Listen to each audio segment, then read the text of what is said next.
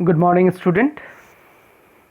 अभी तक हमने हमारा जो ग्रामर बुक है, इससे पहले वाले क्लास में हमने संज्ञा, वचन और लिंग तीनों विषय को हमने देखा। संज्ञा किसे कहते हैं?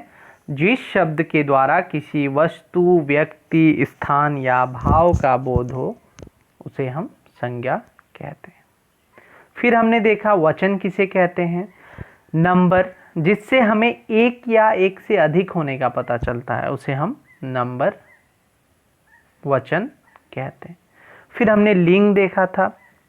लिंग किसे कहते हैं? जिस शब्द के द्वारा किसी के स्त्री या पुरुष जाति के होने का पता चलता है उसे हम लिंग कहते हैं।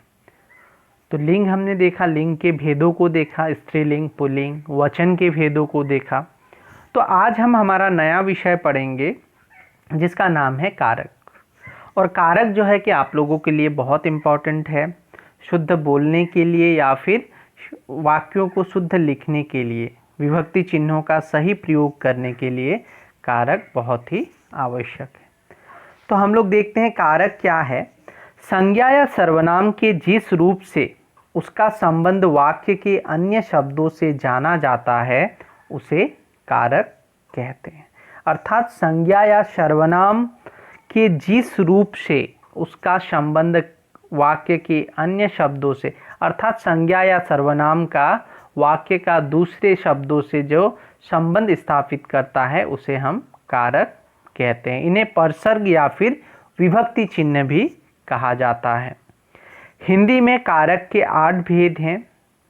आप देख सकते हैं कर्ता कारक जिसका विभक्ति चिन्ह है ने, कर्म कारक जिसका विभक्ति चिन्ह है को, करण कारक जिसका विभक्ति चिन्ह है से या फिर द्वारा, अपादान कारक, संप्रदान कारक, संबंध कारक, अधिकरण कारक और संबोधन कारक। इसी प्रकार सभी के विभक्ति चिन्ह भी यहाँ पे दिए हुए हैं। ये विभक्ति चिन्ह बहुत इम्पॉर्टेंट है, आप लोग इसको याद कीजिएगा। कर्ता, कर्म, करण, संप्रदान, अपादान, संबंध, अधिकरण और संबोधन, ये 8 कारक और इनके कारक जो विभक्ति चिन्ह हैं इनको याद करना बहुत आवश्यक है। अब हम लोग देखते हैं कि कर्ता कारक क्या होता है, जिसमें क्रिया के करने वाले को कर्ता कहते हैं। ठीक है, जो काम कर रहा है उसे हम कर्ता कहते हैं।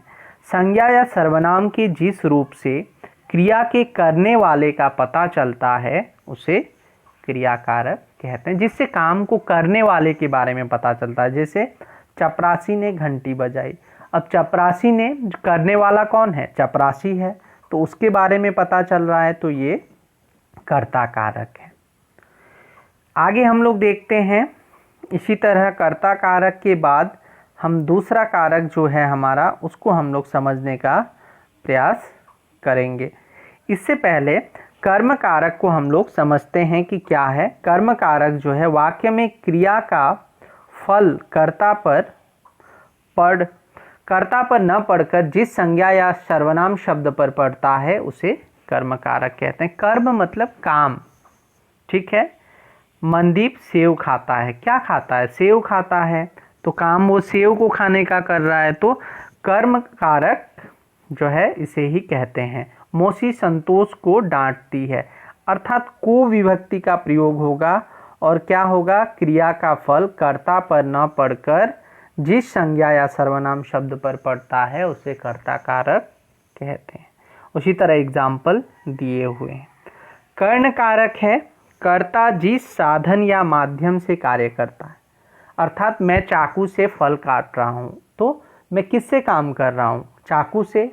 तो जो काम करने की जो वस्तु है, ठीक है, करण जो करने वाला है उसे हम करण कारक कहते हैं। संगीता ने साबुन से बर्तन धोए, तो किससे बर्तन धोए? साबुन से बर्तन धोए, तो ये जो है कि करण कारक होगा। उसी तरह संप्रदान कारक के लिए को इनका प्रयोग होता है, तो संप्रदान कारक जो है के लिए या फिर को विभक्ति चिन्ह का प्रयोग इसमें होता है। इसी तरह दोनों में डिफरेंस दिया गया है, कर्म कारक और संप्रदान कारक में अंतर।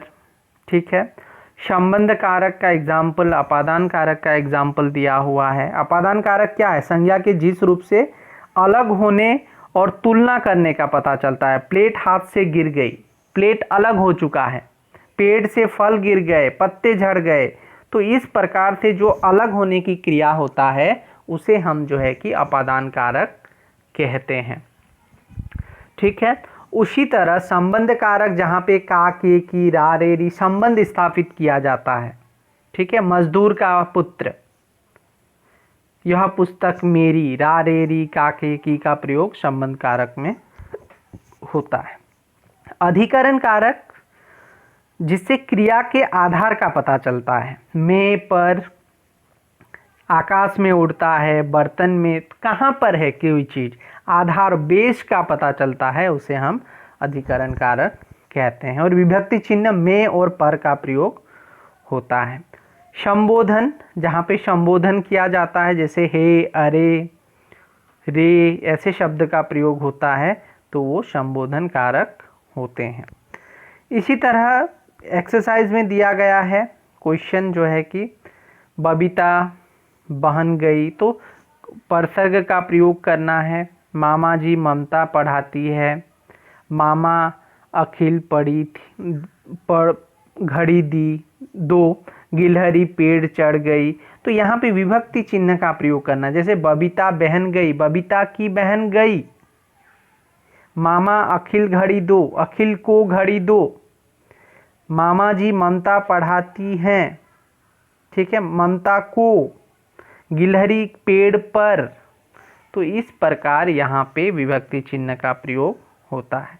सभी एग्जाम्पल को भी हम लोग देखेंगे हमारा लाइव क्लास में, जो है कि हम सभी टॉपिक को बहुत अच्छे से डिस्कस करेंगे, क्योंकि कारक बहुत इम्पॉर्टेंट टॉपिक है। आप वीडियो को देखिए, जो क्वेश्चन आंसर है उसको भी हम लोग अपने लाइव क्लास में डिस्कस करेंगे।